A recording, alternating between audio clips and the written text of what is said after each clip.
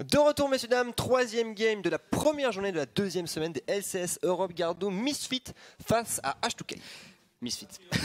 Bah, tu vois, j'ai peu de choses à dire sur cette game, ma foi. Je t'avoue que Misfits et H2K, j'ai peu d'espoir pour H2K. Tu te retrouves face à Misfits qui ont fait galérer SKT Worlds et dans ta team, t'as Santorin.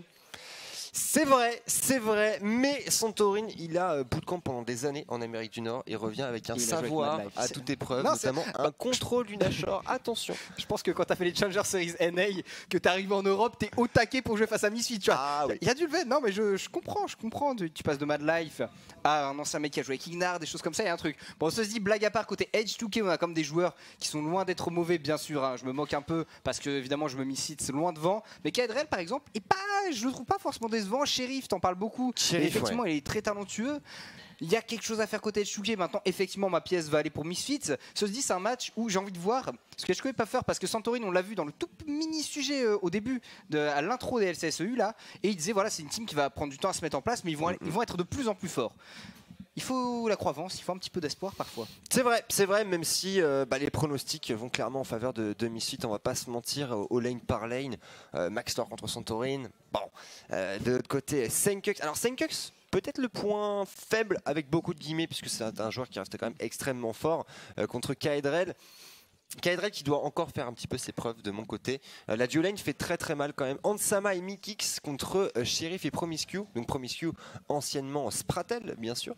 Et j'avais pas mal parlé de lui avec Duke au moment où on parlait en fait du mercato et des supports. Et en fait il nous révélait une insight qui est que c'est très rare de trouver de très bons supports européens.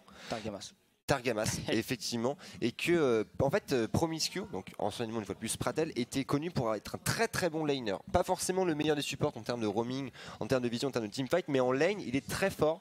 Sheriff nous a montré un niveau mécanique très convaincant, et on sait que la lane c'est le gros point fort de la duo lane justement des Misfits. Donc on pourra avoir un 2v2 qui va être de très haute volée. Ouais, j'adore voir ce que ça a donné ce 2v2, surtout que maintenant on est vraiment sur des games où les AD ont une grosse importance hein, quand même, ça compte énormément, même si c'est la duo lane Targon, ce qui n'est pas le plus intéressant à voir. J'ai hâte au 8.2 pour ça, parce que le 8.2 va justement amener ce nerf du Targon, etc. Donc il va être plaisant. Là, un petit peu, je pense que dans la jungle, il va y avoir comme une grosse différence. Se dit Santorin, la semaine dernière, s'est fait ban par respect à Evelyn. Oui, c'est vrai. Santorin, qui reste, on peut lui faire tous les reproches du monde, mais dans les faits, c'est un joueur qui a joué en Europe, qui a joué en NA, qui est là depuis plusieurs années. En fait, alors, je me souviens plus exactement le nombre, je vais vous vérifier ça directement. Mais on est sur déjà une carrière de 3-4 ans puisqu'il avait... Il est passé par Team Coast, s'il vous plaît, quand même. D'ailleurs, on va le prendre comme point de référence. C'était en 2014. Il a commencé sa carrière de pro player en 2013 chez Intellectual Playground, donc ça remonte il y a très longtemps. Sa première équipe de Ligue 1, c'était Coast en 2014, donc ça fait 4 ans maintenant. De Ligue 1, 4 ans d'expérience en LCS, c'est pas rien aujourd'hui. C'est pas rien effectivement, parce que voilà, on se retrouve avec une scène où il y a beaucoup de jeunes joueurs, notamment si on prend exemple les Giants, où tu as Joko qui est assez récent quand même sur la scène justement compétitive LCS, etc. Pareil, Targamas, Steelback un petit peu plus vieux, mais pas tant que ça. Et du coup, effectivement, c'est quelqu'un qui a de l'expérience, qui est à faire valoir. Il se fait ban sa Evelyn, c'est sans doute qu'il y a un certain respect qu'on a peut-être affronté justement en solo queue, des choses comme ça. Maintenant, c'est pas le joueur duquel on a peur, mais il faut savoir qu'il y a des joueurs comme ça. X-Mission en A par exemple, je trouve que l'année dernière a été excellentissime. Pourquoi ? Parce qu'avec l'expérience qu'il a apporté, sa maîtrise des tanks, il n'avait pas besoin d'être un monstre mécanique, mais c'était juste le côté un petit peu, voilà, le papa de la team, il a amené le leadership, des choses comme ça. Et dans certaines équipes, tu as besoin d'un mec comme ça, d'un good guy, qui soit là pour apporter son XP, sa vision de jeu. Ouais, non, c'est vrai. Hein. Puis on a quand même en association Sheriff, donc qui est rookie cette année. Donc le fait d'avoir un vétéran qui va avoir un rôle un peu de papa entre guillemets, de leader, de tempérance tout simplement, ça peut faire des merveilles. Sachant que Kaedrel n'est pas non plus le joueur le plus expérimenté. On a quand même 2 ans d'expérience depuis. Attends, même plus que ça. Non, ouais, 2 ans d'expérience en Ligue 1. Il était présent déjà en 2015, mais en tant que sub, du coup ça reste une expérience en demi-teinte. Donc c'est Santorin ici qui a un rôle, c'est pas le seul, mais il a un rôle vraiment de vétéran, de rassurer les joueurs et d'être capable de les mener vers la victoire. Quand on sait que la jungle aujourd'hui donne énormément de tempo, on l'avait vu par exemple tout à l'heure, les statistiques de plus de 90% de KP au niveau des jungles en général. Donc c'est Santorin qui doit donner le tempo chez H2K. Il doit donner le tempo et je dois t'avouer que c'est pas un jungler qu'on avait vu souvent proactif, des choses comme ça. Et à la fois je me dis, je suis d'accord, il a beaucoup d'XP et tout, et j'aime essayer de le vendre comme ça. Maintenant, face à Max Lore, je le vois pas tenir pendant très longtemps globalement. À moins que ce soit sur un pic de confort, s'il a sa Eve ou quoi que ce soit et qu'il arrive justement à essayer d'être en confiance, à ne pas réfléchir à ses mécaniques et à juste réfléchir à la game, pourquoi pas, on verra si en tout cas sa Eve est ban, sinon elle sera peut-être pic. On va voir ça. En tout cas, on est parti. Cette phase de draft, du coup, Misfit contre H2K. Rise, directement Rise, on l'a vu sur la game d'avant, qui a fait terriblement mal avec ce grimoire déchaîné et ce speed push. La Sivir contre Sheriff, on veut forcer en fait les H2K à jouer le 2v2 et non pas à jouer en refus de lane en wave clear. Ansama respecté au niveau de Saxeya et de la Kalista. C'est quand même 4 bans sur les ADC sur les premières rotations. 4 bans ADC, bon potentiellement il te reste évidemment tout ce qui est Tristana, Caitlyn, oui, il y a quelques pics comme ça, on a Jhin mais qui est un peu plus difficile à sortir. Par contre là on a Azir, on a Galio, bon Galio qui est retiré, c'est Juani peut être un first pick pour Max Lore qui est très safe. Ou alors tu mets Senkux dans les meilleures dispositions avec, oh même pas le Kog'Maw. Le Kog. Très bien, pas de Azir, pas de Sejuani, c'est étonnant. Le Kog est assez plébiscité quand même actuellement au niveau de la Corée. C'est un champion qui fait vraiment peur. Déjà cette capacité à spike très tôt au niveau de ses itemisations. Et puis derrière un late game quand même très fort. Et derrière ce sera une Zoé pour Senkux avec un Tahm Kench. Alors la dernière fois que j'ai vu Zoé face à Azir, c'était les Freaks face au KSV. Kuro a détruit les KSV. Il a détruit Crown, mais sans problème. C'était hier, voilà, bon je vous conseille pas d'aller voir les matchs qui étaient un petit peu longués, mais c'était une Zoé de premier choix en tout cas. Une fois qu'il y a le Galio qui est ban, effectivement on en profite. En face, duo lane, du coup ce sera Tahm Kench Kog'Maw face à Braum Tristana. Le Kench Kog'Maw, t'en as parlé à un Power Spike très tôt. Kog c'est 98% de présence au niveau de la LCK actuellement. C'est vraiment, c'est l'ADC le plus plébiscité, à égalité Kalista. 9 pics, 31 bans pour les deux champions d'ailleurs. Donc clairement on s'est fait plaisir chez Misfit. Et avec ce duo Zoé Kog'Maw on est quand même sur des spikes early game. On devrait avoir l'initiative sur le début de partie. Là où chez H2K on joue petit bras entre guillemets, de la défense avec ce Braum mais surtout beaucoup de scaling avec le duo Azir plus Tristana. Maintenant à voir le choix des front lane pendant qu'on va arriver sur la deuxième phase de ban. Pas de Jace de disponible chez H2K. Forcément c'est du red side. On a envie de lâcher le last pick pour SmithyJ, pouvoir lui permettre de contrer. Il va falloir essayer en tout cas Kha'Zix qui a été retiré côté H2K. Peut-être pour sortir une Nidalee, mais dans ce cas il y a toujours le Rengar peut-être pour Max Lore. Il faut faire attention à ce genre de pick. On peut la pick la jungle ou la top lane au choix. Par contre on enlève Camille, on enlève Jace. C'est un Gnar normalement qui doit partir instantanément pour les H2K. Et si on peut dire... Oh Chapa inspiré des générations entières. Jarvan semble plus sûr, honnêtement c'est plus sûr. Même si des Udyr avec l'optimisation glaciale ont commencé à pop à droite et à gauche, qui font des choses qui sont assez intéressantes. Un Jarvan ça passe partout, le stéroïde de vitesse d'attaque qui va être très bénéfique, que ce soit pour Tristana ou pour Azir. On a un contrôle de l'early game qui est très fort avec l'électrocution, et une transition late très forte aussi en tanking. La réponse pour Misfit, c'est du classique, c'est une Sejuani. Grosse front lane, maintenant le pick top, le Gnar. Oh bon, c'est tellement safe ici. Et en face, peut-être un GP Shogat. C'est gros. Je comprends le combo Shogat avec Jarvan qui marche bien. Mais la lane, là où avec un GP, c'est un gros scaling qui va très bien avec Tristana Azir. Est-ce qu'on a vraiment besoin d'un tank en plus? C'est ça, je suis pas convaincu. Le Shogat red side, quand tu vois qu'il y a un Gnar en face, c'est... Vladimir voilà, là on est d'accord. Vladimir Azir, c'est un combo qui est très dur à mettre en place, qui avait été tenté par les Golden Guardians en NA, mais avec une composition d'équipe qui n'avait pas de contrôle. Bravo Loco Loco, une fois de plus. Là cette fois-ci, on a des wombo combos très intéressants. On peut imaginer une setup à base de fissures cataclysmes pour offrir une Emo Plague qui derrière propulserait un Azir sous partition impériale qui ferait des dégâts juste monstrueux. Bref, on a tout ce qu'il faut chez H2K avec un match-up qui est... alors pas forcément archi positif pour le Vlad, mais tu as les arguments pour arriver à te défendre contre un Gnar. Ouais, face à Gnar t'es comme tranquille globalement, ta transfusion peut faire un très gros taf, t'as plus de wave clear que lui assez rapidement dans la game. C'est un match-up top qui pose pas de problème à Vlad en théorie. Et la combinaison Vlad plus Jarvan, j'aime beaucoup. Pas de boost de vitesse pour ce Vladimir par contre, ce qui est un peu dommage. Avec Vladimir t'aimes bien parfois avoir une Orianna ou une Karma qui justement permettra d'avoir un boost de vitesse, un shield pour temporiser entre deux blue de base, deux Zonia, des choses comme ça.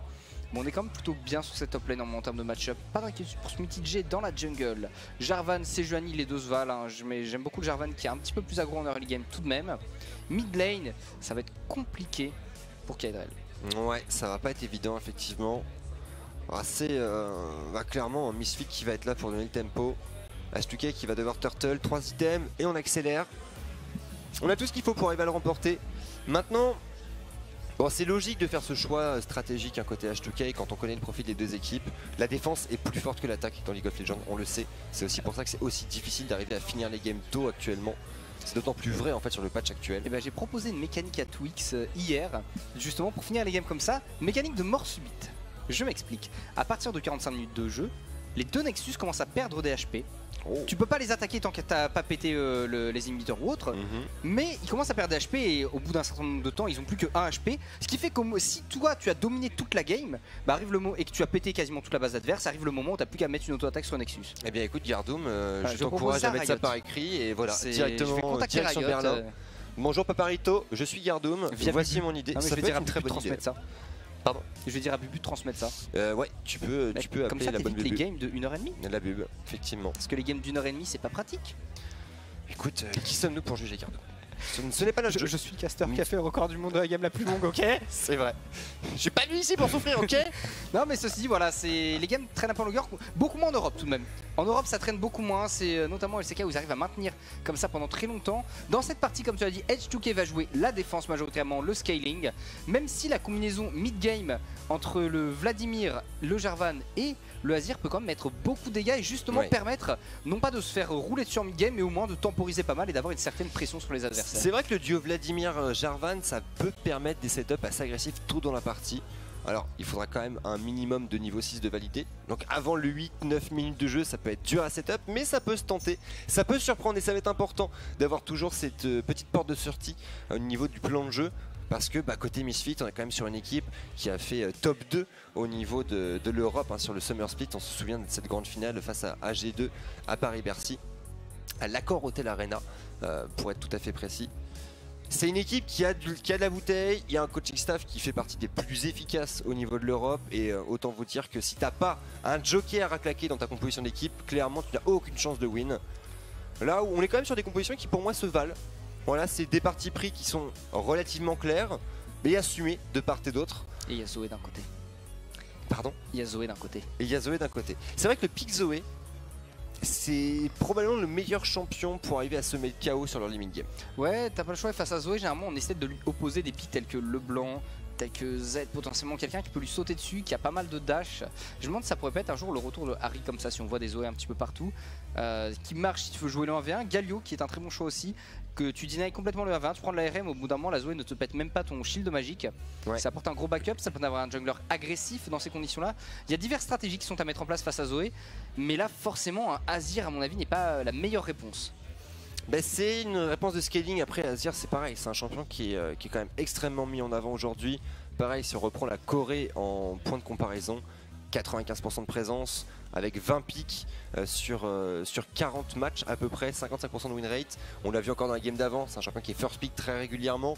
Peu importe le match-up, c'est un champion qui arrive toujours à tirer son épingle du jeu, que ce soit défensivement parlant avec sa capacité à wave clear qui est très très forte, que ce soit en termes d'engage avec la partition impériale ou juste en termes de DPS sur le Nashor ou sur un Elder.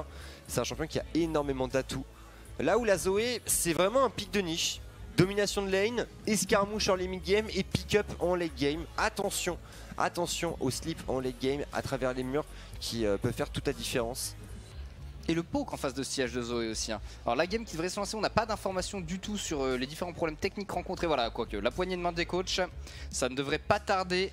Mais Zoé c'est un pick aussi qui poke énormément lors des phases de siège et qui est une menace incroyable. Ouais, complètement. Complètement, et en duo avec un Kog. En fait on a un vrai potentiel de kill long range entre le combo de l'Astropong avec l'ulti pour Zoé et derrière un système d'artillerie vivante qui serait mis en place par ce Kog. Ça peut aller très très vite, sachant que la composition d'équipe des H2K, elle n'est pas si tanky que ça. Oui, il y a un Jarvan, oui, il y a un Braum, mais on a quand même 4 champions qui vont être relativement squishy. Et d'autant plus que du côté des Misfits, on a quand même un bon panel de DPS en fonction des HP. Je pense notamment à ce Kog et son barrage Burkanic. On a les armes, maintenant ça va être au temps des gladiateurs de s'exprimer. Pendant qu'on voit ce bon Santorin. Santorin directement importé des NA. Le public qui se chauffe pour cette game qui est un petit peu longue à démarrer pour le coup, mais c'est vrai qu'il y a eu quelques pauses d'ailleurs aussi dans la game précédente. Oui, effectivement, c'est le début de la saison, on n'est pas encore complètement réglé. Mais ça va se lisser petit à petit. Ça y est, c'est parti, troisième game de cette première journée de la deuxième semaine des LCS Europe. On commencera sous l'auspice du Dragon des Montagnes. Les joueurs déjà en position de couverture. Pas d'invade fromagère. Chacun reste de son côté de la carte. On veut faire un début de game calme et rigoureux. Comme c'est le cas en fait, hein, c'est l'une des particularités européennes.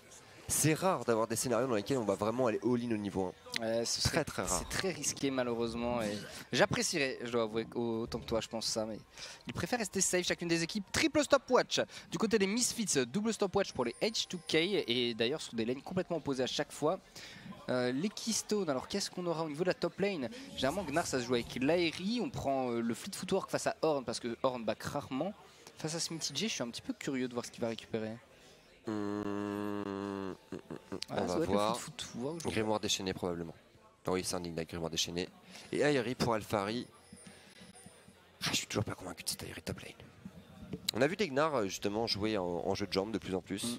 Ça marchait pas mal. Après, c'est vrai que t'as un peu moins de dégâts. Mais sur le proc. C'est face au Horn régulièrement que c'est pris. C'est vrai que face au Horn, c'est une très bonne réponse. T'as besoin de sustain. Contre un Vladimir, t'as besoin vraiment de mettre beaucoup de DPS. Tout simplement parce que il faut surpasser la régénération d'HP du vampire avec la transfusion. Et on est parti du coup les deux duo lanes qui ont pull. On se croise au niveau du bot side. Le bon Q-spell qui passe. On va même pas tenter. Mickey qui s'est très bien placé ici. On avait besoin de protéger le Kog'Maw de ce Q-spell. Santorini pour l'instant. Route rapide probablement. Hein. Attention, les deux sont déjà terminés. On a 2 minutes de jeu. Il y a un red buff. Red into gank top. Ça pourrait faire des merveilles.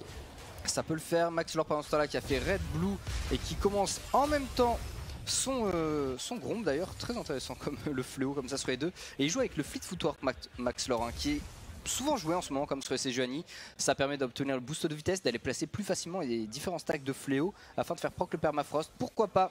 Santorini commence à décaler, on va rejoindre Kaedrel hein, justement voilà, la vision dans le bush enlevée et les deux junglers qui vont se retrouver autour du Carapateur. Ouais, c'est vrai. Pour revenir sur le jeu de jambes pour Max Lore, il faut savoir que sur ce patch actuel, l'arbre de volonté, donc l'arbre de tanking au niveau des runes, est le plus faible en fait. C'est très faible et c'est pour ça aussi qu'on voit beaucoup de support, comme c'est le cas pour Mickix, jouer en grimoire déchaîné. C'est une chose qui va être changée, enfin qui est changée d'ailleurs sur le serveur live avec le 8.2. Du coup ça devrait faire un petit peu bouger le choix de runes au niveau de la metagame professionnelle. Maintenant on verra, il faudra attendre la semaine prochaine pour que ce soit live.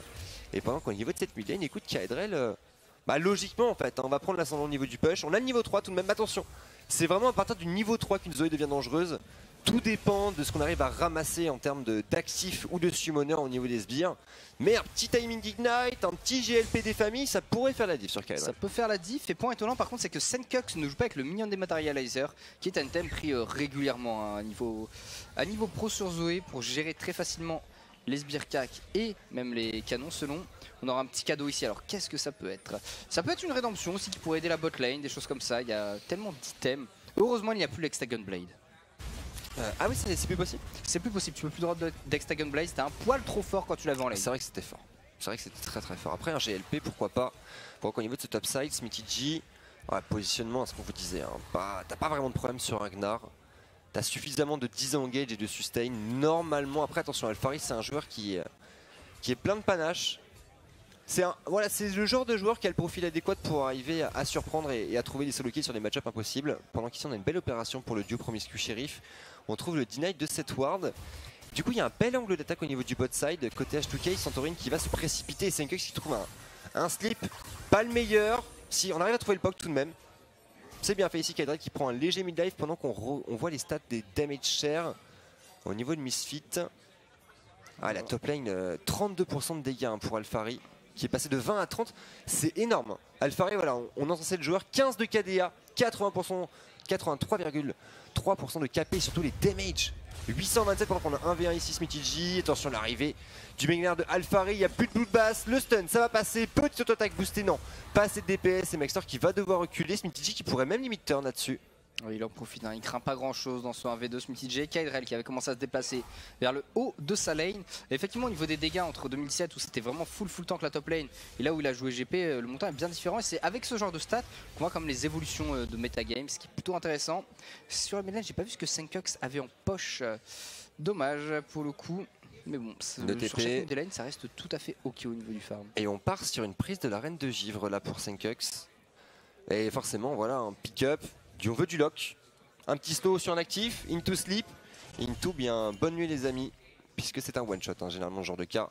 Sur une Zoé, écoute, qui est pas vraiment inquiétante en termes de farm. La puissance du grimoire déchaîné encore pendant qu'on va récupérer une petite fatigue qui fait toujours plaisir. On va pouvoir prendre l'ascendant au niveau du push, attention. Attention à ça, une Zoé qui peut décaler sur le timing de niveau 6, ça peut faire des merveilles. Pendant que Santorin continue sa phase de farming. Égalité en termes de farm par rapport à Maxlore. Petit niveau d'avance tout de même pour le jungler H2K. Ouais, le truc c'est que Santorin là il l'a vu, hein. Il y avait des wards justement de la part des Misfits qui étaient placés juste à côté des Corbins. C'est un back qui est en place pour le jungler H2K qui va pouvoir récupérer couteau du pisteur, Ruby Crystal, on est assez safe. Et il y a de la pink ward partout du côté des stuff des red side. 4 pink ward à placer, Kaed Realistics prend une petite phase de poke par Senkux. Senkux qui va devoir utiliser l'exhaust je pense bientôt. Forcément il faut limite tu forces le trade, hein, l'adversaire sous exhaust pourra pas contest et tu grattes quelques HP. Ouais, peut-être forcer un petit timing de partition impériale. Ou le Maxlore. Maxlore c'est ambitieux, hein, la barre de points de vie là, le petit 250 HP contre une Tristana, contre un Azir, deux champions qui peuvent aller loin et Snowball fort, c'est risqué et il est vu en plus là sur sa prise de Krugs. Feedfoot qui permettra de sustain tout de même. Santorin, bah oui, directement belle information, une Sejuani qui est low life sur un timing de repop du raid, c'est gratuit et voilà on prend la vision, on a la pression mid, on n'a pas encore la pression bot, mais c'est bon, Promiscu a su se rendre disponible, c'est un red buff qui ne sera pas contesté côté Misfits.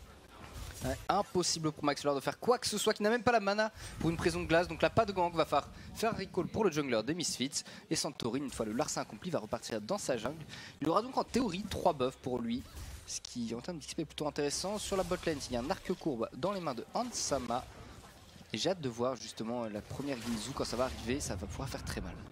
Ouais, la Ginzu, effectivement, avec Carapateur. Pas de problème, on laisse les gold au Kog. Hansama. 67 creep, tout va bien dans le meilleur des mondes. Senkux à égalité également en termes de farm si on arrive à tout récupérer sous la tour. C'est au top que ça fait mal pour H2K avec un Alphari intelligemment qui part sur un manteau de spectre en first item. 10 creeps d'avance sur un Vladimir qui va compenser ce retard de gold avec il y a déjà cette vague de sbires qui est présente, mais surtout avec cette fameuse prise de la reine de givre qui, outre le fait d'avoir un lock sur l'actif qui est très intéressant, rapporte quand même un gros montant de gold sur le temps. Ouais, c'est du 2 pièces d'or toutes les 10 secondes. Et au moment où tu reviens sur la haine, comme t'as pas la stit, t'as moyen de faire proc un petit peu quand même le passif de l'item comme un support sur l'adversaire. Donc effectivement, ça reste des golds à récupérer. C'est toujours intéressant sur un Vlad, surtout qu'il n'a pas besoin d'être efficace tout de suite. Non, clairement pas. Et le bleu pour Senkux, importantissime là-dessus. Sur une Zoé qui n'a que peu de régénération de mana, pardon. D'ailleurs, Kaedred qui fait le choix du codex méphitique first item et pas du chapitre perdu. Ça pourrait être dommageable. Petit trade, on met le buster shot pour Sheriff, on s'est fait peur. Sur ce timing de barrage bioarcanique et le gang top pour Maxlore, c'est complètement vu. Le map control de H2K pour l'instant qui est irréprochable. Même si Misfit domine au niveau du top side, en cross map c'est nickel. Et surtout cette petite ward là pour Smithy qui le met en sécurité. Dive un Vlad avec une stopwatch, avec une Sejuani Ragnar, c'est clairement pas envisageable. Ça semble compromis en effet. Maxlore qui va aller contester les Corbins, mais il est vu. Hein, il est vu. Il y a Kaedrel et Santorin qui sont en train de collapse vers lui. Oh, Maxlore va peut-être prendre assez cher. Kaedrel il a été repoussé le par combo, 5, 40 gold là-dessus hein, pour Santorin. Attention, mais l'ultimate directement, on veut temporiser, il y a un cataclysme, ça va être chose faite. Senkux était présent. Attention le slip, est-ce qu'on y va? Stopwatch directement. Santorin. Plus d'ultimate, plus de stopwatch. Ouais. C'est pas le courage qui étouffe. Hein. Ah, quand même. Il y a Flash. Après, il est fragile, certes, mais t'as pas les dégâts avec une Zoé pour tuer un Jarvan dans cette situation. Et Maxlore avait déjà tout plaqué.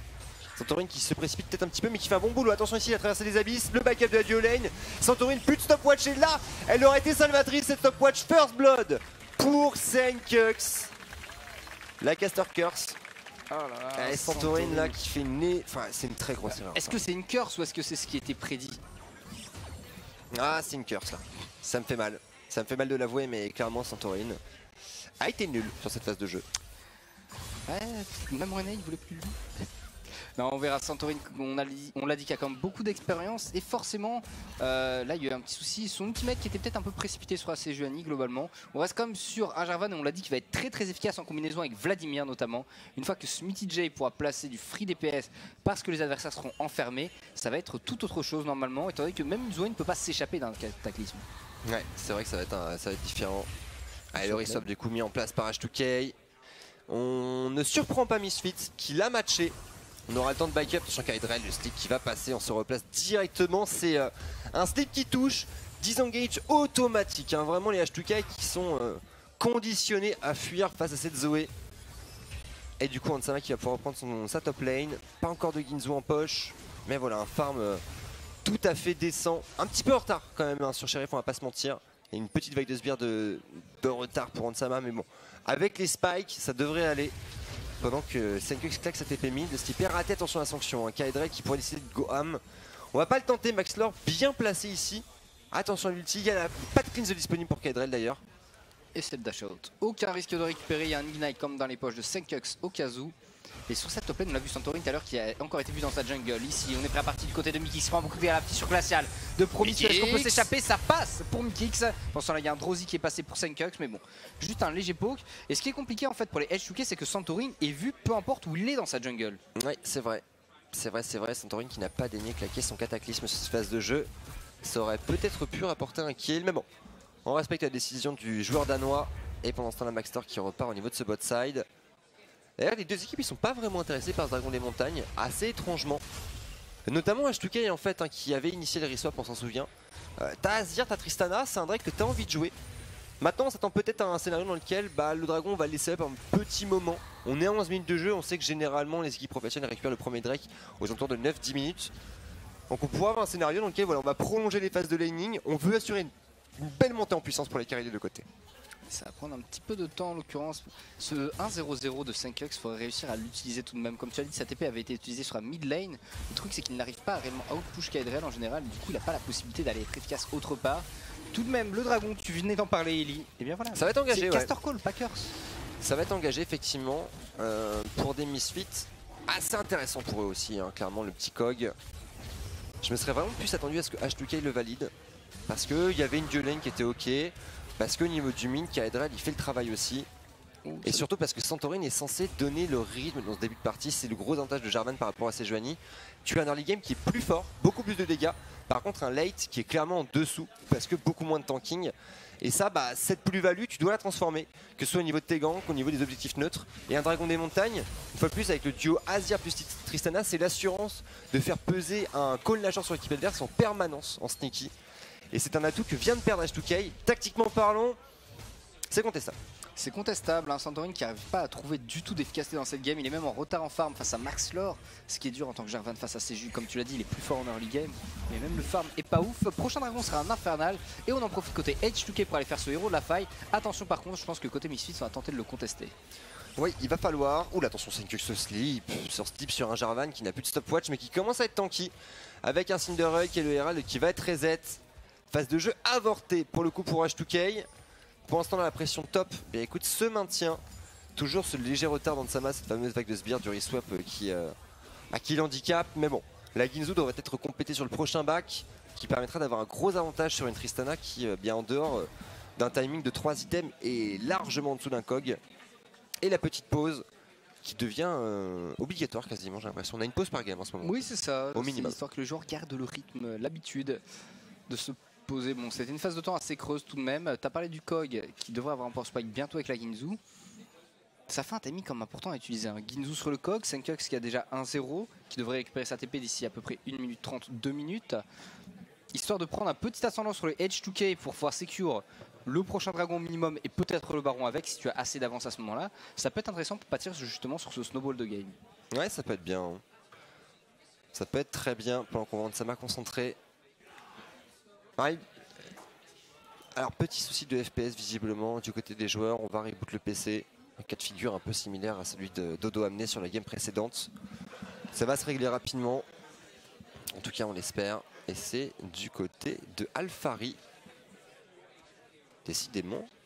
Parce qu'il y a, un PC curse. Une PC curse. PC curse peut-être.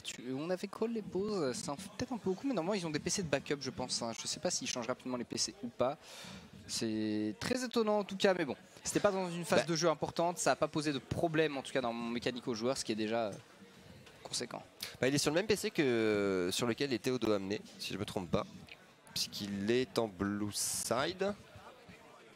Oui, blue side en top lane, c'est la même place, c'est le même PC. Du coup on l'a pas encore changé côté Riot. Est-ce que ça va mieux? On va voir. Bon, en tout cas on est sur un early game qui est quand même assez calme, hein, en dehors de cette tentative de pick-up avec succès sur Santorin qui lâche ce first blood. Alors, on sent que voilà, côté Misfit on n'a pas encore atteint le spike d'accélération. Il faut le Kog'Maw Ginzu au minimum. Il faut que la Zoé ait sa prise de la reine de givre. Une fois qu'on a ces 2 items, on devrait avoir les armes pour commencer à discuter. Oui, parce que n'importe quel des adversaires qui se prend l'écran de la reine de givre, qui est ralenti, t'as un Kog'Maw qui te chase et tu vas forcément te prendre un Q-spell de la part de la Zoé. Le truc, c'est que là, Santorin, il s'est un peu donné tout à l'heure. Bon, on l'a dit, hein, le cataclysme sera assez juste et too much, le Zonia aussi. Et le truc, c'est qu'après ça, il a voulu aller invade sans avoir la prise sur les autres lanes. Enfin, il est parti un petit peu loin, Santorin. Après, c'est peut-être pas facile de changer de région comme ça, peut-être quelques semaines, le temps de se mettre en place, même mentalement, d'essayer de réussir à se focus, de bien s'entendre avec les mates. Parce que forcément, quand tu étais déjà joueur européen, même si tu n'étais pas dans les mêmes équipes que les autres, tu as pu jouer avec eux en solo queue, des choses comme ça, tu les connais un petit peu. Quand tu viens d'une autre région complètement, bah, les mecs, t'as aucune affinité particulière avec ces gars-là. Ouais, non, effectivement, c'est pas évident. Puis du côté H2K, on a quand même eu énormément de changements au niveau du roster. Hein. On perd Lulex, on perd Ryu, on perd Odon. En fait, on a changé tout le roster. Tout est changé. Littéralement. Il faut tout recréer. Et comme le disait très bien moi tout à l'heure, on est à un stade de la saison dans laquelle les équipes qui ont eu le plus de changements de roster sont les plus handicapées. Ça devrait se tasser aux arrivées des semaines 4-5 pendant qu'on a un go-in de la part de Alpha. Il a de bons dégâts sur Smithy J. Le double proc de Z, le méga Gnar, le stun ne passera pas. Bon blue bass. Mais grosse opération, ça, c'est une information importante. Smithy J qui va être forcé de claquer un TP. Du coup, TP advantage pour Misfit. Il y a la Ginzu, il y a la prise de reine de givre. C'est le moment où il va falloir accélérer la partie pour Misfit. Effectivement, gros moment ici, on achète comme les Lucidity Boots pour Smithy J avant de ne pas TP. Il veut pas offrir le TP advantage de Smithy J pour le coup. Je suis d'accord avec toi, ça aurait peut-être été le meilleur choix pour rester à niveau en farm, mais il veut pas permettre aux adversaires de pouvoir prendre l'ascendant. Comme le prochain dragon, ça va être un infernal. Il faut absolument pouvoir avoir un contrôle dessus. On a récupéré le revolver X-Tech. Bon, Lucidity Boots, hein, évidemment, c'est pour les super réduits. Le jambon burst là pour 5 c'est bien fait. Et la rédemption dessus. Et la rédemption boostée hein, avec les gars du Steve. Voilà, Sheriff. C'est un retour à la base de force et bien évidemment gros travail du mid laner Misfit là-dessus. Et la Diolène du coup qui va tenir le mine. On veut mettre le Kog en sécurité et surtout en fait donner ce choix à savoir est-ce qu'on setup top les fights, est-ce qu'on setup bot. Et avec la Diolène au niveau du mid, eh bien tu as l'embarras du choix. Tu as l'embarras du choix complètement, hein. Ça permet de décaler facilement. On rappelle qu'il y a toujours le héros de la faille dans les mains de Santorin qui est disponible. Reste à voir où est-ce qu'il va l'utiliser, c'est pour contester rapidement la mid lane, pour éviter à 5hux de décaler trop vite, enfin 5hux là la duo lane, ou alors est-ce que ce sera bot side pour justement avoir plus d'impact au niveau du Nashor en termes de lane management et de macro game. On verra, il leur reste encore pas mal de temps. 1400 gold d'avance pour les Misfits, c'est pas un écart énorme hein, mais quand tu as de l'avance, c'est une compo qui est censée scale, normalement tu es censé essayer de snowball cette avance, ceci dit il faut les power spike. Ouais, clairement. Attention Santorin là, scénario de dive peut-être sur un 5x qui a une stopwatch, Max Lore, directement le pompier et voilà. On se montre, pas besoin de plus, Santorin qui va devoir se raviser et rester sur une prise de carapateur. Hansama qui revient, Ginzu, bot de Berserker de terminé, toujours un stopwatch de disponible. 16 minutes de jeu, 1 K-Gold d'avance pour Misfit, tout va bien dans le meilleur des mondes. Surtout en fait avec la validation de ce dragon. Maintenant, attention quand même à pas trop tarder pour Misfit, on le rappelle, hein, Tristana, Azir. On est encore loin de leur power spike, mais déjà avec une dent de Nashor, Kaedrel il peut faire peur. Sheriff, il suffit d'un bon teamfight en fait, hein, il suffit d'un bon reset et derrière la game pourrait s'emballer pour H2K. Donc pour Misfit le plus dur n'est pas encore fait. C'est pas encore fait effectivement, faire gaffe. 5hux ici, il est attendu dans le buisson. Ça touche directement, on va essayer de mettre beaucoup de dégâts à cette zone et plus de flash pour 5hux. Oh, la tempo, les TP, Max Lore qui arrive à la protection, le backup de Mikix et de Hansama, le TP d'Alphari. La cavalerie est arrivée à l'heure, 5hux qui va pouvoir rentrer à la maison. On s'est fait peur. 4 joueurs mobilisés au niveau de ce top 5, même 5. 5 joueurs oui, qui se sont déplacés là-dessus.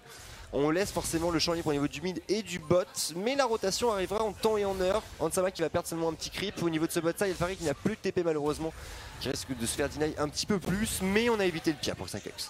On a évité le pire effectivement, si 5hux était tombé on aurait perdu énormément de pression. Il a certes plus de summoner spell disponible, mais c'est pas trop gênant, il est en vie et c'est ce qui compte.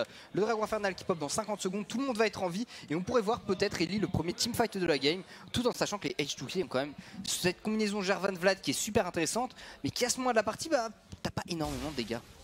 Non, effectivement, ça manque un peu de DPS, quoique le Vlad commence à faire peur. Hein. Voilà, proto-bet de terminer, c'est à Smithy J d'apporter le montant de dégâts nécessaire à la transition mid-game. 166 creeps en 17 minutes de jeu, c'est un peu faible par rapport au standard qu'on a aujourd'hui en top lane. Bah, comme on peut le voir, Alphari 190 CS, c'est tout à fait convaincant. Mais bon, double item, avec une Hémoplague, avec un combo bien calé, ça peut faire la différence. Et surtout, avec ce dragon infernal qui arrive dans 10 petites secondes. Et Misfit, une fois de plus, tactiquement, c'est au point. On est déjà en place à 10 secondes du pop de l'objectif. Il est déjà en place, on profite, on récupère la salade. Santorine, un héros de la faille un peu surprenant.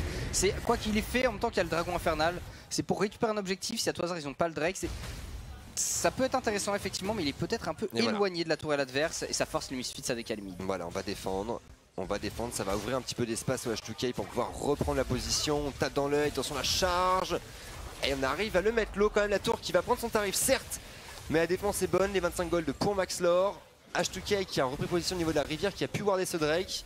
Le duo Mikix et Maxlore qui devrait faire son effet en termes de reprise de vision. Et surtout Senkux. Senkux qui vient de se positionner en mode coquin. La rotation au niveau du bot, attention à Sheriff. On a une traversée des abysses, surtout on a un TP sur Mikix. Voilà, on se replace dans la rivière, on prend pas de risque une fois de plus. Mais les Shuki ils ont pas forcé le Drake pendant qu'il y a eu 3 adversaires au mid. Ça manque un peu d'ambition je trouve du côté des Shuki dans le decision making. Parce que là le Herald de Santorine, pourquoi pas, enfin, il est correct dans les deux où tu as 3 adversaires qui collapsent dessus, ça t'ouvre un dragon. Mais si tu le fais pas forcément tu perds et le Drake ou au moins la pression dessus et le Herald. Ouais effectivement, oh, le slip. Jump out, Tristana out pour l'instant du coup. Et le dragon engagé. C'est tu disais H2K qui manque un peu d'ambition, c'est dommage puisqu'on avait ce fameux timing de TP advantage avec en plus le Herald qui ouvrait de l'espace. H2K c'est un peu lent pour l'instant, tactiquement parlant c'est même très lent et ça leur coûte cher puisque c'est un deuxième dragon de validé avec un K5 d'avance pour Misfit, compensé probablement avec la prise de cette T1 top. D'ailleurs on le voit au vu du positionnement Misfit, hein, c'est une tour qui va être sacrifiée en connaissance de cause. En connaissance de cause, pas de souci, hein, tourelle topside, on craint pas grand chose. Sur la botlane, Senkux qui va mettre la pression, qui va essayer d'aller récupérer la T1 sans souci, le fameux sacrifice. Et après au niveau du Herald par contre ce qui est intéressant c'est que les H2K ont pris la position juste après le Drake, ils en ont profité pour aller mettre quelques wards autour. Ça leur permettra normalement d'avoir l'information sur cet objectif qui va être majeur maintenant. Ouais effectivement. Ce Nashor qui pourrait donner des idées aux deux côtés. Alphari qui va pouvoir récupérer son TP dans une petite minute environ.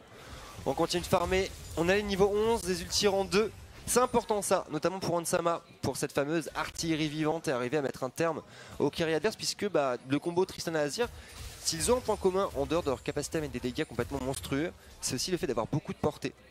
Et ça va être important d'arriver à follow-up avec un petit proc d'ultimate pour le Cox sur par exemple un Astro Pong de la part de Senkux ou ce genre de choses. Et la rotation top directement Mikix accompagné de son support, de son ADC pardon, Ansama qui va être à l'heure. Maxlore, on n'a plus d'ulti malheureusement, les très bons piles de promiscu, le slip ne passera pas. Décidément Misfit qui accélère mais ça manque de précision.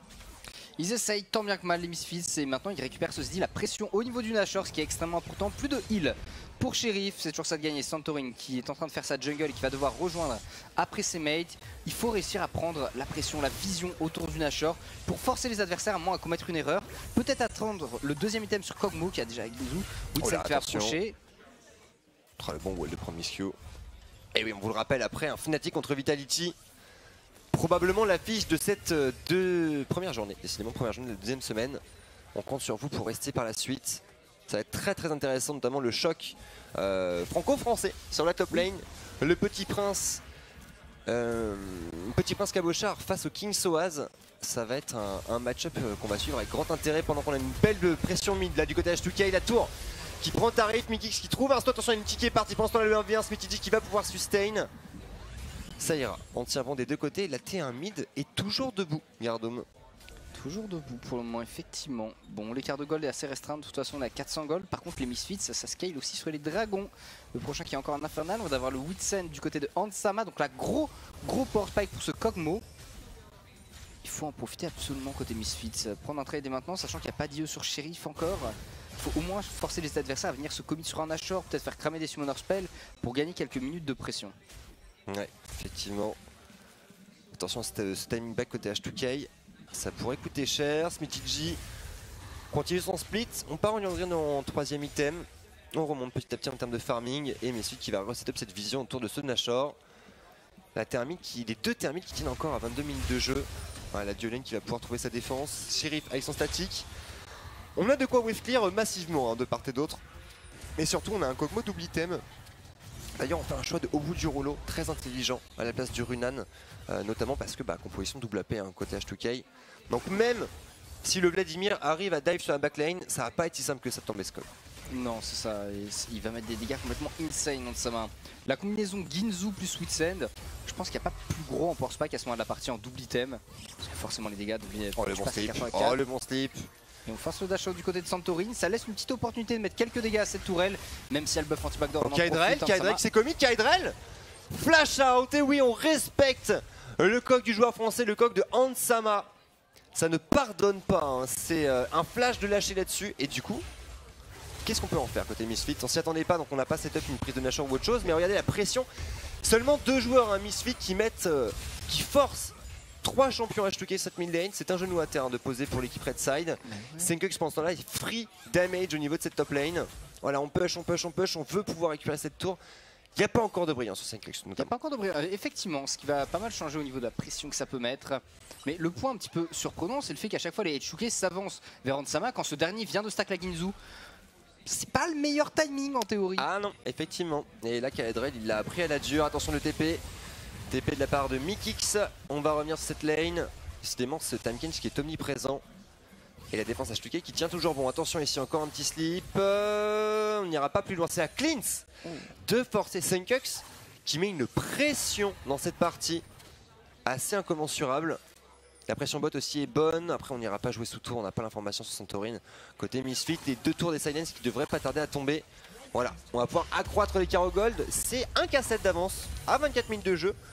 Pas spécialement game breaker, mais une avance complètement confortable. Confortable, effectivement, surtout en prenant en compte ces dragons qui ont quand même un impact gold non négligeable. Prochain dragon infernal d'ailleurs, Ellie, dans 40 secondes ici. Est-ce que les Mythics vont prendre attention? Oh, Mythics, attention, Sheriff qui se fait trade back. La porte de la montagne, Hansama qui voudrait accélérer. Joli side step là. Sur ce Q-spell de Promiscue. On tient bon. La barre de mana d'Hansama qui reste quand même à un niveau relativement bas. Est-ce qu'on n'irait pas lâcher le bleu à Skog? Oh là, attention, Sheriff. Il a Morello, prise de la reine de Gif, Senkux. Hein. Donc la régénération de mana, il en a. Maintenant, je pense que du côté de Hansama, on doit avoir un back assez monstrueux. Parce que ça fait un petit moment qu'il reste au niveau de cette mid lane. Oh, il va recall. Il va recall là par contre juste au moment peut-être du Drake. Senkux, si on profite, il fait son recall, il revient avec une TP. La TP intelligente là d'ailleurs, c'est une TP coquine ça. Ou en que Smithy quand il prend de tarif. C'est une TP de surprise et voilà directement la prise de fight. Attention Max Lore, Hansama qui est bien placé, le DPS est bon. Senkux, la partie impériale complètement bait par le midlaner des Misfits, le double TP de forcé, cancel. Côté Alphari, c'est une T1 bot qui va tomber pour Misfits. C'est une T1 bot qui va tomber pendant ce temps-là. On va peut-être se mettre la pression de la part de Senkux. Il faut essayer de toucher les Q-spell, il est un peu éloigné Senkux malheureusement. Côté Shuki on en profite, quitte à perdre la tour bot. On va forcer les adversaires à collapse au niveau du baron et peut-être commettre une erreur. Et le problème c'est que là ils perdent la priorité sur le dragon infernal. Là ils vont perdre beaucoup de choses. Ils perdent la priorité dragon infernal, ils défendent pas leur tour mid et ils ont pas donc la priorité au baron parce qu'ils y vont pas. En fait ils perdent tout là sur cette phase de jeu pour récupérer une T1 mid. Le disque solaire s'est fait imploser. Est-ce que Sheriff peut trouver le wave clear? Ça peut sembler difficile et voilà Mikix qui va encaisser si ça ira tout de même. Pour l'instant l'Alphari qui va aller se soloter ce dragon infernal. Senkux qui continue de faire peser la menace d'un slip autour de ce Baron Pit. Ça ne touchera pas cette fois-ci mais on va pouvoir récupérer cette ward de contrôle. Voilà, c'est bien fait. Kaedrel qui revient, bâton du vide s'il vous plaît.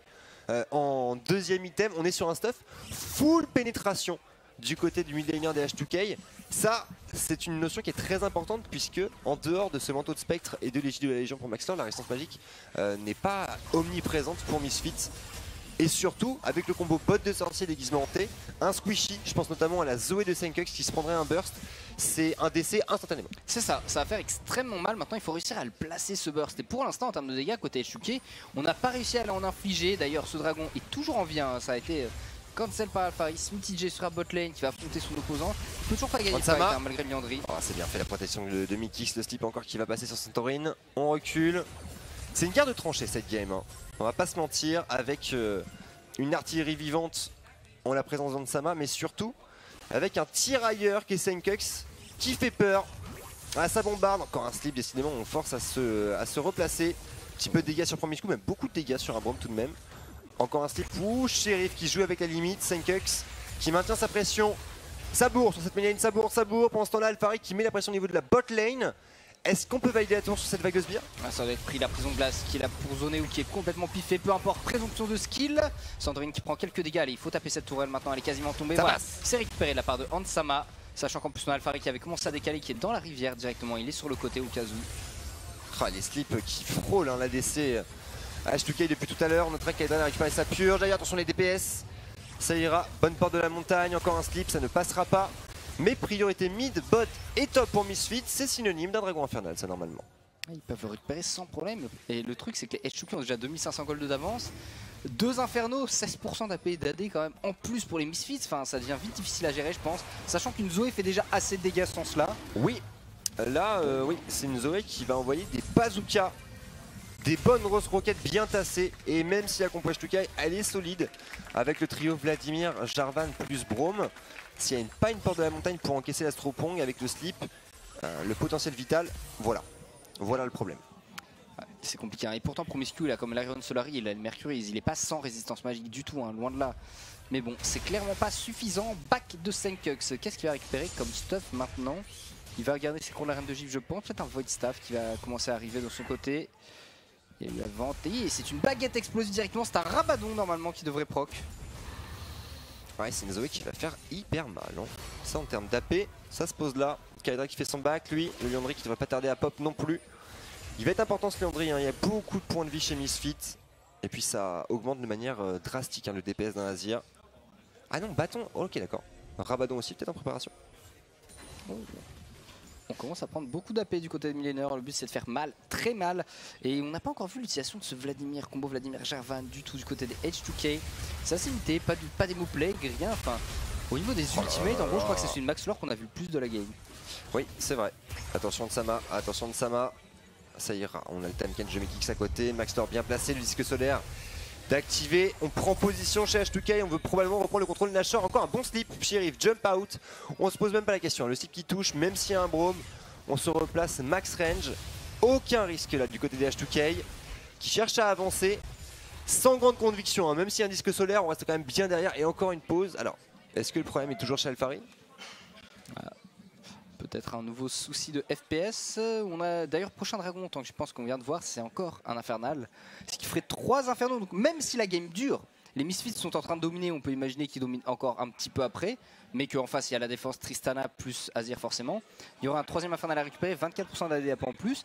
Et si on va jusqu'à l'Elder Drake, on passe à 36%. Ça devient beaucoup quand même. Ça fait beaucoup, ouais. Ça fait beaucoup. Ouais, probablement Alphari encore qui a un petit souci. Toujours. Même problème de FPS sur le même PC. Ouh, le regard de Max Lore avec un sourcil vindicatif et le nouveau PC. En mode mec, tu pourrais jouer avec le FPS quand même. Effectivement, on a pris la mesure du problème côté Riot. Bon, ça qui est bien aussi, c'est qu'avec les années d'expérience de LCS, bah, on sait que dans ce genre de cas, voilà, tu prends un PC, débranche, rebranche.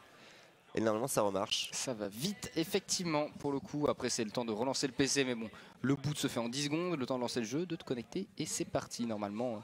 D'ici moins d'une minute on devrait pouvoir relancer cette game. Et game qui est quand même pour l'instant menée par les Misfits, hein. Il y a eu un kill de leur côté uniquement. C'est vrai qu'en termes de kill, on n'est pas gâté dans cette game. Il n'y a pas eu d'ultimate utilisé comme on l'a dit quasiment. On les garde au cas où l'adversaire fait une erreur. Et c'est peut-être le problème, c'est qu'à force de tout garder au cas où, l'action reste très restreinte et tout se joue en pression de game, en pression d'objectif uniquement. Ouais, c'est très tactique comme partie. Très tactique. Maintenant, attention, il ne faut pas se méprendre. Hein. C'est à partir du moment où les deux équipes vont essayer de se rentrer dedans. Une fois de plus, le combo Vladimir-Azir, ça va faire très mal et très vite surtout. Pour avoir un scénario d'implosion d'équipe adverse. Le tout pour Misfits, c'est de marcher sur des œufs. Toujours faire en sorte que le COG ne soit pas en range du Vladimir et du Azir en même temps. Vladimir seul, ça se contrôle. Azir seul, c'est plus compliqué puisqu'une partition impériale pourrait le forcer dans une position très compliquée. Heureusement, on a tout prévu hein, du côté de Daku au niveau de cette draft avec ce bon pick Tahm Kench pour Mekix. Tahm Kench qui est peut-être un des supports les plus plébiscités en ce moment d'ailleurs. Ça fait à peu près tout en fait Tahm Kench. Ça fait le backup, ça peut faire plus ou moins l'agression. Il y a la traversée des abysses. Alors on a vu une traversée des abysses qui était juste insane tout à l'heure. Pour aller récupérer le Nashor tout simplement. Entre Targamas et Steelback. Et Tahm Kench permet aussi d'être lié avec un S par exemple qui normalement manque de wave clear, mais avec des dévorations agressives qui peuvent push les creeps assez facilement. Oui, c'est vrai. C'est le deuxième support le plus plébiscité en Corée, avec juste après, bien après Braum, puisque Braum est à 95% de présence actuellement dans la ligue coréenne. Tahm Kench à 80%. Et le troisième support le plus favorisé, ça reste Shen à 51%. En comparaison, du côté de l'Europe, nous sommes à... Tac. Et bien c'est lui aussi 100% de présence Tahm Kench. qui prend l'avantage sur Braum. Après, c'est vrai que en Europe, on a quand même petit historique de gros ADC. Hein. On va parler de Sven, on peut parler de Reckless, Hansama maintenant. Forgiven, très clairement. Yellowstar ADC, voyons. Oui, à la grande époque. Eh oui. Ça remonte à il y a un petit moment, mais c'est vrai que Yellowstar en tant qu'ADC a fait peur. Jadis, c'est saison 3, je crois qu'il est passé support Yellowstar. Écoute, et il a remplacé Enreti dans support justement. De souvenir qu'il était carriadé chez AA, ensuite chez Millennium globalement. Il était passé carriadé au début chez Fnatic avec Enreti de support. Enreti avait arrêté de train pendant un moment et du coup il est passé support avec Yellow Pit carriadé me semble-t-il. Si mes souvenirs sont bons, c'est quelque chose comme ça. Parce que même chez SK, il était encore, il a même joué top. carriadé. C'est vrai qu'il a fait beaucoup de choses. Donc tu penses que c'est chez SK qu'il a changé de rôle? Non, chez Fnatic. Chez Fnatic, il me semble qu'il a remplacé Enreti dans support. Je crois que c'est ça. Hein. N'hésitez pas dans le chat à me confirmer ou pas, mais je crois bien que c'est ce truc-là. Yellowstar, qui a commencé à jouer en 2013 chez Fnatic. Oui. J'ai pas l'info. Je crois que c'était ça de souvenir. C'était Pouzou, pardon, effectivement. C'était pas Yellow Pit, c'était Pouzou. Pouzou en attendant l'arrivée de Reckless. Eh oui. Le fameux, qu'il soit en âge. Reckless qui est arrivé en 2014, 2 années d'affilée chez Fnatic. Son passage chez Elements en 2015 qui a fait mal, je pense, à beaucoup de supporters européens. Et on est parti dans cette partie directement. Du coup, contrôle du lâcheur pour H2K. Oula, le coup ambitieux. L'accélération des 30 minutes de jeu. Le triple item, il est là et ça va vite, ça va très vite. Mais le bus, il arrive, le bus Misfit, attention à ce smite. Le TP directement, le cataclysme Hansama. Pour l'instant, relativement safe. Qui bombarde Hansama, qui bourre. Avec son Runan, un premier kill pour l'ADC français. Attention, un Promiscu en danger. Dans ce Baron Pit, Promiscu qui pourrait tomber. Maxtor qui va trouver un deuxième kill, troisième kill pour Senkux. C'est le Nashor de validé par Senkux, les Misfits. Qui frappe et qui frappe fort. Oh mais ça va être un ace, justement l'arrivée sur Sheriff Lace, pris par les Misfits. Et ce teamfight raté des H2K, rien n'était bon. Santorin, alors à la base j'aime beaucoup l'idée de Santorin d'aller mettre un cataclysme out pour flash in directement dans le Nash Pit et venir smite. Dans l'idée c'est pas mal, tu bloques les adversaires à l'extérieur, tu retournes dans le pit, tu le tapes avec ta team et tu smite. Et en fait non, il a pas fait ça. Il a flash ensuite dans le pit et ils ont rien fait. Kaedrel qui a mis une partition impériale dans le vent. Est-ce qu'on parle du fait que Misfit vient de scorer un ace avec leur top laner qui bug? Ou est-ce qu'on n'en parle pas? Il joue face à Santorin. On n'en parle pas. Hein. On n'en parle pas. On n'en parle pas du tout, effectivement. Quel dommage pour H2K, un call qui était si bien senti, si bien exécuté. Et pourtant, on a eu un... en fait, on a eu un Kog'Maw qui s'est fait cataclysmer, qui s'est mis bien dos à l'arène du Jarvan. Voilà, on met les deux pieds bien parallèles et on bave, et on bave, et on bave, et on bave avec le Tamekench à côté au cas où se sent le sapin face à une composition H2K qui était, on va dire, très soudée. Vraiment, on sent que la fraternité c'est quelque chose d'important chez H2K. Les coups de Runan, on les partage, Gardoum. C'est gentil, je trouve que c'est ça la solidarité à la base dans une équipe et c'est quelque chose de très important. Mais pourtant, cette idée du j'aimerais bien revoir le replay de ce fight parce que c'est intéressant à la base. Ce que Santorin fait, je me dis, super move et tout. Il fait son bump, il fait le cataclysme pour bloquer les adversaires, il retourne dans le pit, se disant, hop, avec les potes, on va le taper puisqu'il reste 2000 HP et je peux le smite. Et en fait, ils arrêtent de le taper en se disant, bah non, on va teamfight. Face à un Kog'Maw qui vient de stack sa Ginzu, qui est safe, qui n'est plus inquiété parce que le Jarvan n'est même plus sur lui. Il y a eu un problème de com. C'était Chokland là chez H2K. Alors, le call Nashor en reprise de pause, pourquoi pas, hein, t'as un effet de surprise qui est quand même assez fou. Mais alors derrière, aïe aïe aïe aïe aïe aïe, ça fait mal. Hein. Ça fait mal, on va pouvoir regarder ce fight d'ailleurs. Honnêtement, regardez juste Hansama. Là là là lalou, je suis un Kog'Maw. Il est là, Santorin, il retourne dedans et ils arrêtent de taper le Nashor. Ah oui, le problème là. Il y a un Vladimir. Ok, dévoration. La on se replace. Elle est ratée, et on bave, et on bave, et on bave, et on bave. T'as l'impression que chez H2K, il y en a qui voulaient taper le Nash, d'autres qui voulaient sortir ce fight, et rien n'est allé cohérent. Et là, d'un autre côté, t'as Smithy qui fait bah non, écoutez les gars, moi je flanque. Et ils ont pas compris. Cette game. Honnêtement, en termes de Clown Fiesta, l'Europe n'a rien à envier au NA, hein, franchement. Je vous le dis. Hein. Ah ouais, vraiment. Genre de cas, je pense que même les Dignitas à l'époque de KiwiKid, ils faisaient pas ça. Ils avaient pas Santorin. Eh bien, GG. GG. Une victoire Nashresque. J'ai même pas de mots pour décrire ce qui vient de se passer. Tellement c'est incohérent. Facile des Misfits en fait, c'est... regardez les gars, ils viennent de se suicider au Nashor. On finit la game, ok.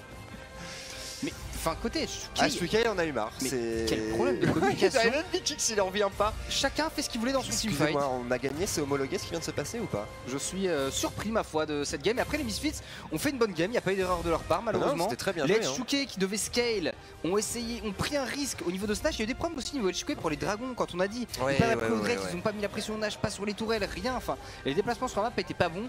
Et j'aimerais savoir comment se passe le shot call de leur côté parce que j'ai l'impression que chacun a des idées. Et que parce que là le shot call H2K entre... En fait pour moi il y a 3 très grosses choses contestables côté H2K dans cette game. Bon, la première c'est la stopwatch de Santorin, mais on va pas revenir dessus. Et le fait d'aller faire une invade juste après sans rien. Oui, pour moi c'est un package, tu vois, c'est le menu maxi best of int, il n'y a pas de problème. Derrière, on a, à ma grande déception, on n'aura pas d'interview. Je vous cache pas que j'aurais bien aimé avoir la vie, mais bon. Derrière, on a le manque de contrôle des dragons de l'équipe H2K qui pourtant avait une position adéquate. Et derrière ce call Nashor, à la limite le tenter, comme on a pu le voir sur les games d'avant, tu peux tenter et prendre l'information sur l'équipe adverse à base de blue trinket. Et si jamais tu gardes une porte de sortie, si jamais l'équipe adverse arrive trop vite, tu disengage, tu peux te replacer, tu as des Jarvan, tu as des Tristana, tu as des Azir, tu as des personnages qui peuvent sauter par-dessus ce pit et non. On l'a vu, et non, là c'était un suicide collectif en bonne et due forme. C'est ça, c'était suicide collectif, c'était tellement incohérent, ok les gars on fait le Nash. Pourquoi pas, ils le font tous ensemble. Santorin qui fait je les bloque à l'extérieur, je reviens, on finit le Nash, et là ils arrêtent de taper le Nash. Du coup, ils sont en position défensive, ils ont laissé le Kog'Maw complètement free, plus personne qui l'arrête. T'as Smithy J qui fait et moi je flanque. Et là, les gars qui font bah non, on essaie de s'échapper. Et chacun avait des petites idées. Enfin, il y a un manque de cohésion d'équipe qui est incroyable côté H2K et c'est vraiment dommage. Kaedrel qui a fait un ultimate qui n'a rien touché. Il n'y a pas eu grand chose de bon chez H2K dans ce teamfight. Il y a eu des bonnes choses au niveau de la game, puisqu'on a vu le 2v2 a quand même bien tenu, il y avait une bonne pression. Smithy J qui se fait un petit peu dépasser, mais après ça reste un Gnar, ça reste un champion qui est très fort au niveau de la phase de lane. Et une fois de plus, Vladimir a des arguments, mais Vladimir n'est pas vraiment censé pouvoir déloger un Gnar au niveau de sa ligne. Et Kaedrel sera une bonne lane.